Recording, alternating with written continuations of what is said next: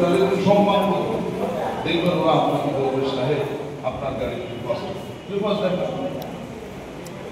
আপনার গাড়ি পেপার ফল আর আপনি ফলস, আর আপনি কিনা বোর্ড দেখি আপনি ছাড়পত্র নেবেন, এটি কিভাবে সম্ভব? ওখানে আইনে একটা পরিষ্কার লেখা রয়েছে যদি গাড়ির পেপার ফল হয় তার জন্য দায়ভার তার, ওলামা বোর্ডের না। আপনারা বুঝতে পারছেন? বাইকের পেপারস নেই, ইন্স্যুরেন্স নেই, আপনার পলিউশন ফেল, আর আপনি চলেছেন, আপনি লাগিয়ে রেখেছেন ওলামা বোর্ড। সবসময় ওলামা বোর্ডকে আপনারা দায়ী করবেন না, নিজে একজন ওলামা হিসাবে এটা আপনার দায়িত্ব যে আমরা নিট অ্যান্ড ক্লিন ভাবে থাকবো, আমরা নিট অ্যান্ড ক্লিন ভাবে থাকার চেষ্টা করবো ইনশাআল্লাহ। এই বিষয়ে এই বোর্ড সম্পর্কে যে বোর্ডটা গাড়িতে দেওয়া হচ্ছে এই সম্পর্কে আপনাদের আরো বড় জিজ্ঞাসা বলেন বলেন, আপনার ক্লিয়ার করতে পারেননি?